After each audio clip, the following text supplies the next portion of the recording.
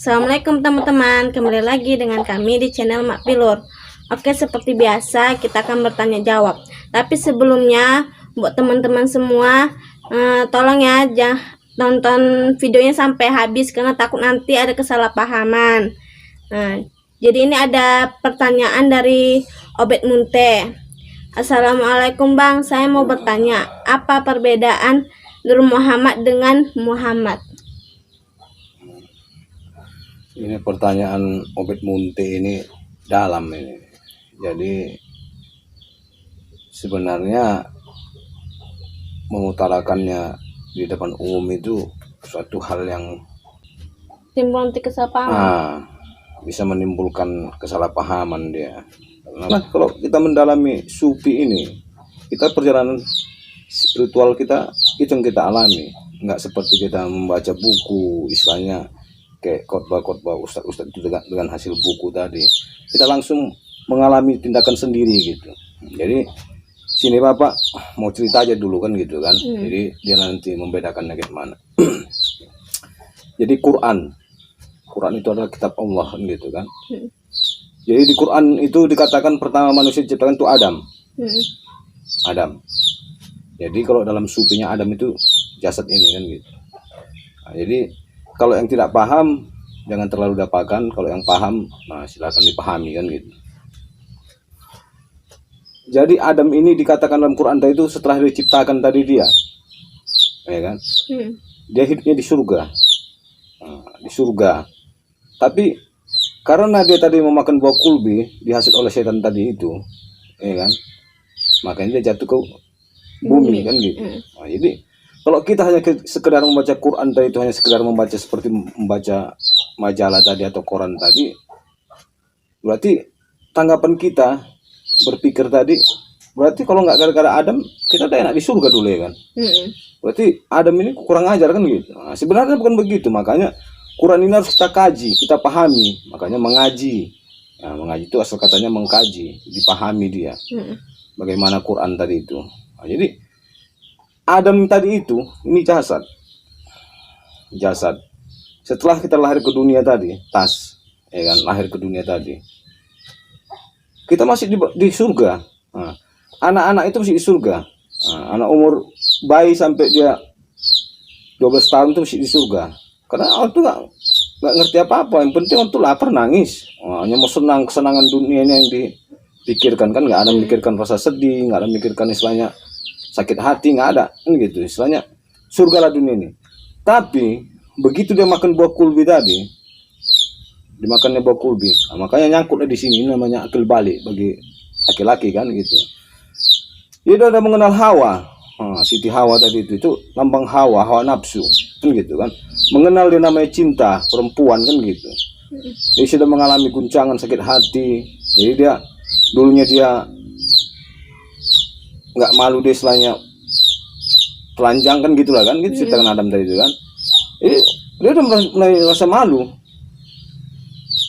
Situlah dia baru ngerti kayak mana dunia ini sesungguhnya, kejamnya dunia ini kan gitu. Situ ada istilahnya bermuka dua segala macam kan gitu. Situ baru kita hidup di dunia ini. Bukan berarti Adam itu kurang ajar gara-gara dia makan buah kulbi tadi kita jatuh ke dunia, bukan. Itulah pengertiannya. Makanya perjalanan manusia ini dari mulai Adam diciptakan tadi sampai dia ke 25 rasul tadi itu jangan dianggap dongeng kan Pak bilang. Itu makamnya di diri kita semua. Makanya setelah dia Adam tadi, setelah dia makan buah kulbi tadi itu mengenal hawa nafsu tadi kan, makanya timbullah contohnya seperti Yusuf, ya kan. Terkadang seorang laki-laki itu dia mengalami masa-masa popularitasnya tadi, istilahnya naik daun namanya, banyak perempuan suka kan gitu kan. Jadi apakah dia bisa bertindak seperti Nabi Yusuf tadi itu kan gitu. Baru misalnya kayak Nabi apa itu Nabi Lut itu ya, kalau nggak salah Bapak ya, yang miskin itu kan. Jadi apakah dia mengalami kesusahan tadi? Karena terkadang kita kan bukan terus naik aja, kadang di bawah kan gitu kan. Apakah dia seperti Nabi Lut tadi? Walaupun susah, walaupun miskin, walaupun mana apa, tetap ingat pada Allah kan gitu. baru kita mengalami namanya seperti makam Nabi Sulaiman, kita menjadi kaya kan gitu kan, jadi berkuasa. Apakah kita bisa seperti Nabi Sulaiman? Apakah kita seperti Fir'aun kan gitu? Makam-makam itu, masuklah kita makam yang nomor 2 paling tinggi, makamnya Isa kan gitu, Nabi Isa. Jadi Nabi Isa itu tidak mempunyai nafsu, udah nggak punya nafsu kan gitu kan. Nah, jadi tetapi karena dia tidak mempunyai nafsu, untuk membela dirinya saja dia nggak sanggup. Kenapa?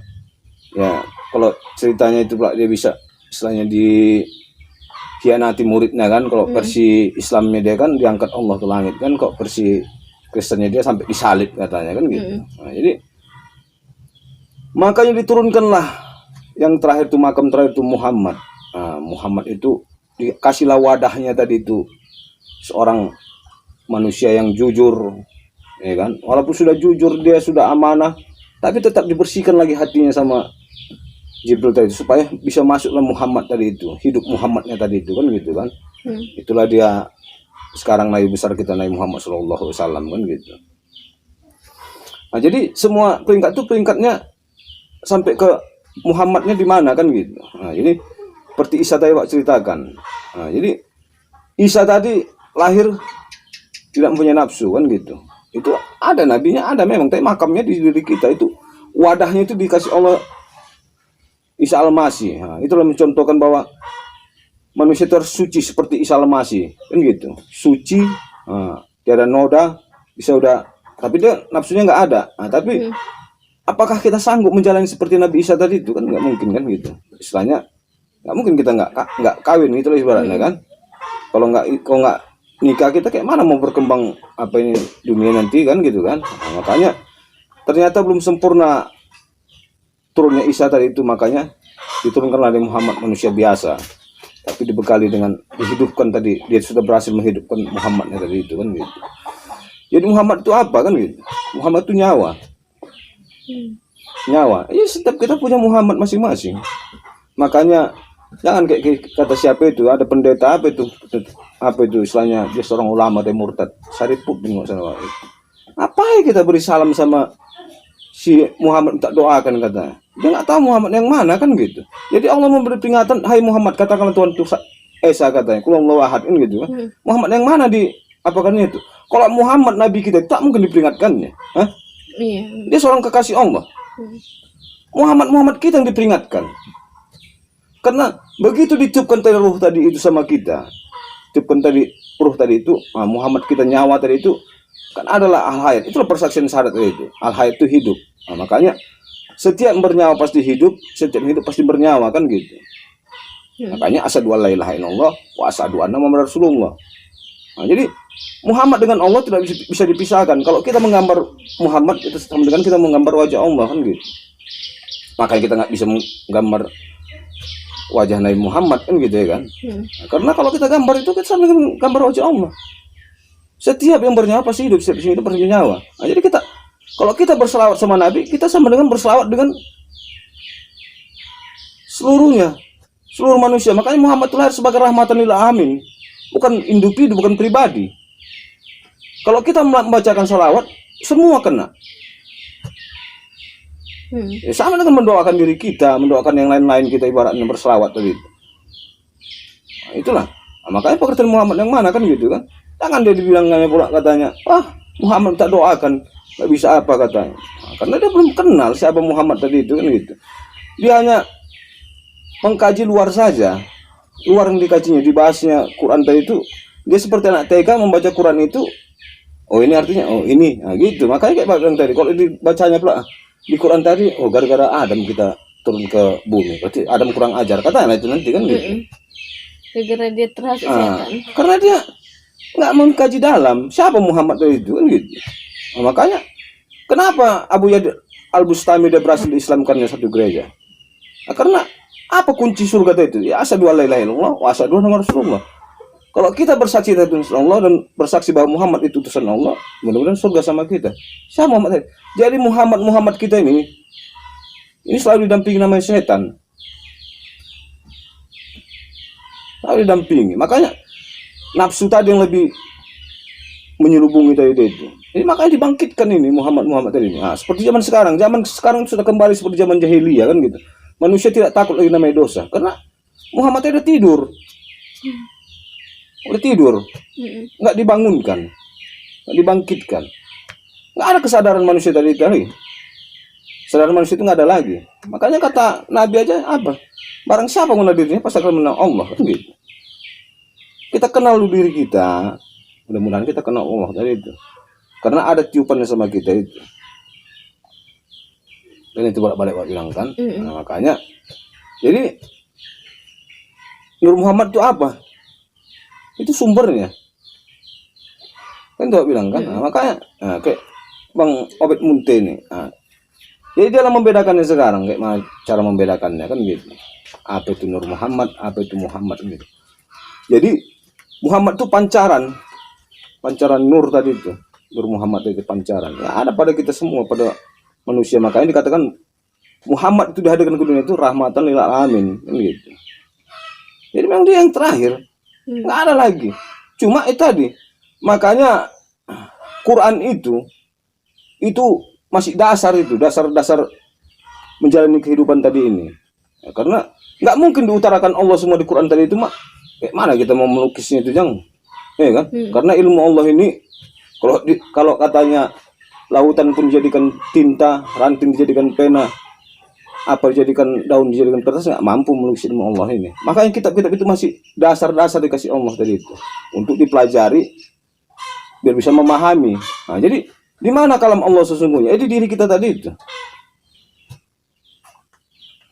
Makanya Pak bilang Allah Maha berkata-kata, kita punya mulut kan gitu. Nah, tapi ada yang Maha berkata-kata dalam diri kita itu. Nah, contoh gini lah, kau termenung, kau diam, pasti ada yang berkata-kata dalam dirimu kan? Tapi ya nggak teratur apanya. Nah, apabila itu sudah bisa diatur, nah itulah tadi tas masuk dia ide-ide tadi melalui siapa? Jibril kan gitu. Jadi kalau pemahaman kita masih sama Isa Al-Masih Pak bilang kan, istilahnya itu tadi nggak ada keinginan untuk ini, kan gitu kan. Nah, jadi maka dilahirkanlah Muhammad tadi istilahnya. Muhammad itu ada sebelum ini ada, setelah Nur Muhammad tadi itu kan. Dia yang awal dan dia yang akhir, kan gitu kan. Nah, makanya diturunkan dia, tapi harus ada wadahnya. Maka dipilihlah manusia terpilih yang memang betul-betul mempunyai ciri-ciri apa tadi? Siddiq, tablik, amanah, fitonah. Nah, itu dia 4 sifat yang harus dimilikinya. Itu Nabi Muhammad SAW yang mempunyai tadi. Jadi kalau kita bisa bangkit Muhammad tadi, bukan seorang nabi kan gitu. Kita bangkitkan Muhammad kita gitu. Jadi Muhammad ini dia nabi dan dia wali, disandangnya. Nah, jadi nabi itu 25, tapi dia menyandang derajat walinya juga. Nah, makanya turunlah ilmu wali ini, ilmu paling tinggi kan gitu. Turunlah sama anaknya namanya Siti Fatimah. Tapi orang Siti Fatimah itu dianggap nggak ada apa-apanya kan gitu. Sebenarnya itu yang mempunyai ilmu, karena dia langsung keturunan dari Nabi Muhammad SAW. Darah Nabi itu ada sama dia masih. Itu siapa Siti Fatimah itu? Ya anak Nabi. Nah, makanya sedikit tidaknya kita harus belajar namanya yang goib tadi, supaya kita yang terpedaya sama setan tadi itu kan gitu. Setan itu menyimpang kita sedikit aja deh. Sedikit aja tersimpangkannya. Sedikit simpangkannya kita gini. Itulah setan tadi itu. Makanya hati-hati. Ucapan kita tuh hati-hati. Makanya Pak ini harus hati-hati. Jadi makanya Pak menceritakan itu tadi supaya paham. Jadi manusia sekarang kan kalau orang menghina tadi, istilahnya ada seorang ulama menghina yang lain, orang tuh udah senang. Oh, tepuk tangan. Kan gitu. Benar bukan. Islam ini rahmatan lil alamin. Rahmat untuk sekalian alam, bukan individu kan gitu. Jadi Nabi besar kita pun Nabi Muhammad SAW dulu ya, dia sama. Ada situ yang Yahudi, ada situ Kristen, ya dia nggak masalah. Bukan kau Yahudi, bunuh, nggak masalah sama dia. Kenapa? Lakum dinukum waliyadin katanya. Jadi kita saja sesama Islam saya sekarang saling gontok-gontokan kan gitu, saling beradu aku yang benarnya kan gitu kan. Cobalah kalau dipikir. Kita Islam gontok-gontokan. Makanya Bapak bilang membaca Quran tadi itu bukan hanya sekedar dibaca. Ada lagi yang lebih apa? Itu hanya dasar. Jadi ada lagi yang kalam itu pada diri kita tadi itu. Makanya Muhammad tadi lah yang kita bangkitkan. Nah, makanya zaman sekarang ini kembali seperti zaman jahiliyah, ya harus bangkit Muhammad tadi itu. Jadi Abu Lahab itu siapa? Itu paman Nabi, pemuka agama, keturunan Ibrahim, ya kan? Pemuka agama. Ya, lebih detail Muhammad menyampaikannya tadi itu, ya kan? Yang merasa tersisi. Nah, jadi dia pun merasa nggak enak, harus dibunuh Muhammad tadi ini, harus dibunuh. Karena aku yang sini pemuka agama, kok dia pula ngapa? Aku yang keturunan Ibrahim kan gitu kan? Sama seperti sekarang pun gitu.